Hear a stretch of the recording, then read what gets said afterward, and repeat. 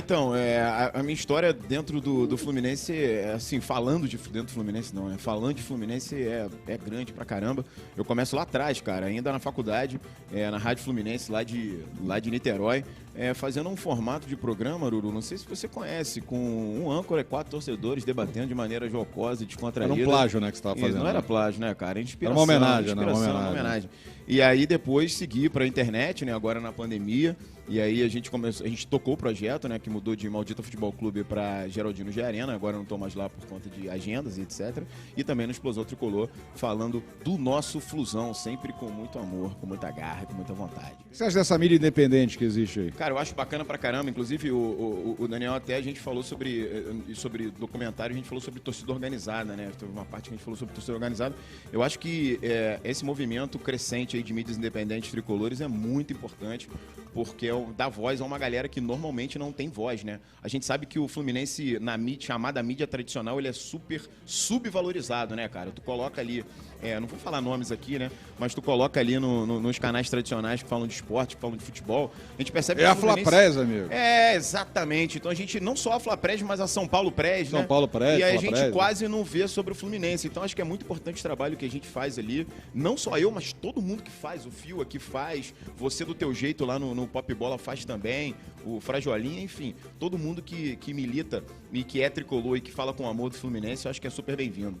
Eu moro em São Gonçalo, tem uma galera que mora em São Gonçalo, fala que mora em Niterói, né? Mas eu sou de São Gonçalo mesmo. Quando é Barreto? Que aí rola uma dúvida.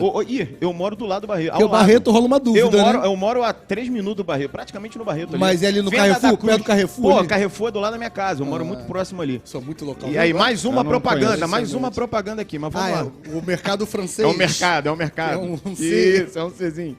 Então, o que acontece? Então, pra mim, cara, não é tão fácil. Na adolescência, né, Araújo, não era tão fácil estar aqui no Rio de Janeiro. Então, fazia um esforço danado. Era mais chance pro Caio Martins, né? Perturbar, jogo, né? Pois é. Lá eu fui a todos. Perturbava muito meus pais e, graças a Deus, eles sempre me apoiaram com essa parada. Seus pais do são Fluminense. tricolores também? Cara, meu avô jogou no Fluminense, cara. Me Jogou, arrepio toda vez que falo. Meu avô jogou no Fluminense. Mesmo aqui, ó. Eu fico arrepiado toda vez que falo. Fecha aqui, ele tá arrepiado. Eu fico arrepiado toda vez que falo. Arrepio. É tudo pela audiência, até que eu chore. Vou chorar. Eu gosto disso Vou chorar também. Chorar é bom? Chorar é bom? O seu chorar avô, é legal? Peraí, deixa eu falar, voltar aí. Então, o seu avô jogou no Fluminense, cara. Agora não vai arrepiar. E fez um gol da final da Taça muita Guanabara. pressão. Por isso que ele é o convidado daqui hoje. Não arrepiou porque tem poucos pelos. É muita pressão. Mas vamos lá. E aí meu avô jogou no Fluminense na década de 40, o Fio. E aí futebol? Futebol. E ele fazia boxe também, era um multitalentoso. E aí o que acontece? Ele, quando joga aqui, tinha que casar, né? Naquela época da não profissionalização, ou pelo menos, né, a transição para uma profissionalização. Isso. E aí ele acaba sendo vencido pela pressão da minha avó, queria casar, cara. E não dava pra ser, naquela época, década de 40, não era profissional jogador ainda, de futebol e casar, porque você não ia profissionalismo. conseguir, basicamente, sustentar sua família. Então ele abandona a carreira de jogava do quê? jogador. Jogava do quê? Ele jogava de meio de campo, jogou com Procópio, salvo engano, ele sempre falava. E a nossa paixão lá em casa pelo Fluminense vem exatamente do meu avô. E minha avó também se tornou, assim, uma torcedora até o final da vida dela. Eu começando a falar agora eu vou me emocionar de verdade. No final da vida dela, ela faleceu tem 2 anos.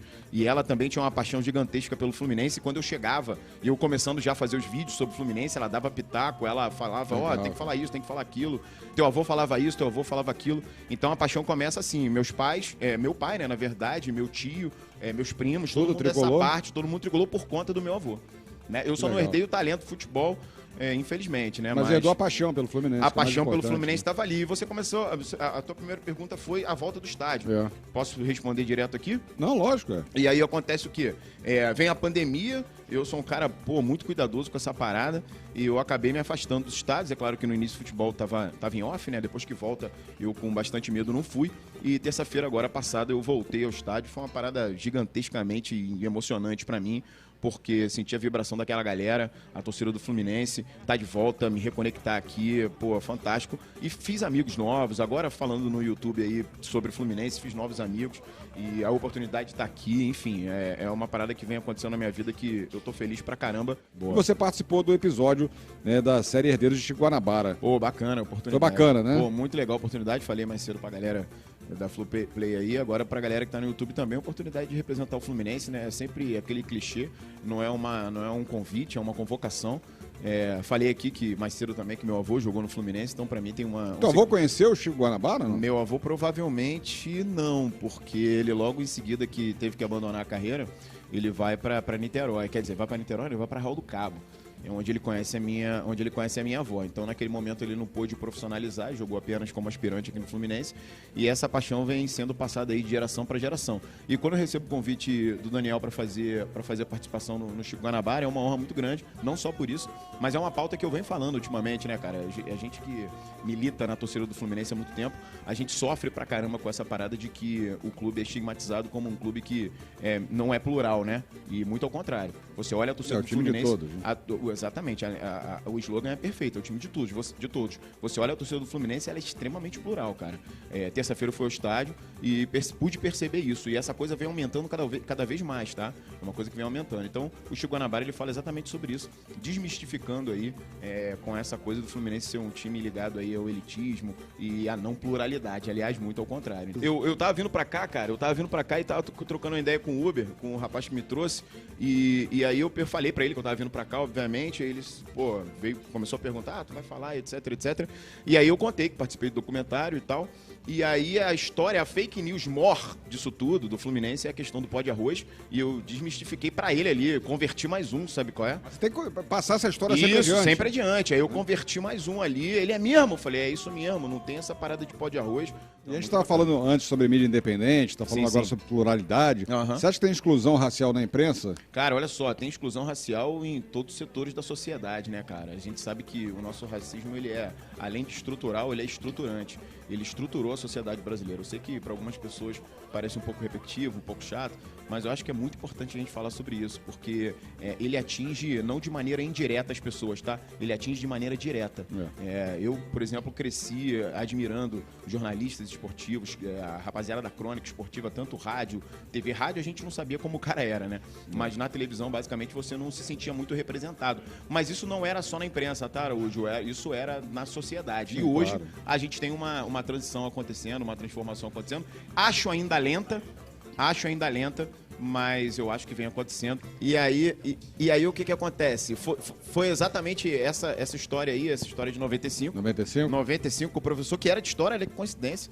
Que depois do gol de barriga? Eu tive a oportunidade até de contar isso lá no Herdeiro do Chico Guanabara, não sei se vai, mas enfim, falei lá. E aí o que acontece? A gente lá na nossa escola, a gente tinha uma incrível maioria de tricolores nessa sala em específico, né? Normalmente nem é a maioria, mas éramos maioria naquele momento. Levamos um bandeirão, Fio, de mais ou menos uns 7 metros de comprimento, assim, e colocamos simplesmente no quadro inteiro, assim, antes do cara entrar.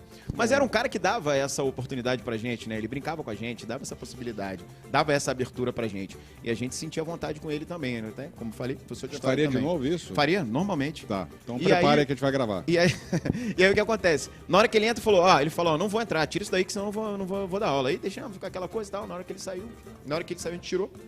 Começa a aula. Ô, Fio, e eu que era um cara tímido, sou até hoje, mas continuei zoando, continuei brincando com ele, brincando. Ele olhou pra minha cara e falou assim, olha só, você não tem um estilão muito de torcedor do Fluminense não, hein, meu irmão? Você parece mais torcedor do outro lá. Eu olhei pra cara dele, naquele momento você fica assim, né? O que esse cara tá falando? Eu tinha, sei lá, 13 para 14 anos de idade, mas logo em seguida a ficha caiu, que era uma questão racial, que era uma questão de aparência, e que a ideia que se passa, que se transmite, é que não existe essa pluralidade de torcedores negros dentro da torcida do Fluminense. O que foi a mesma graça que o cara tentou fazer, o cara do Flow, né? Foi muito parecido, só que no meu caso foi, acho que um pouco mais de covardia, porque eu era um adolescente e, enfim, não esperava isso dele, foi uma decepção monstra, e aí depois também não troquei muita ideia.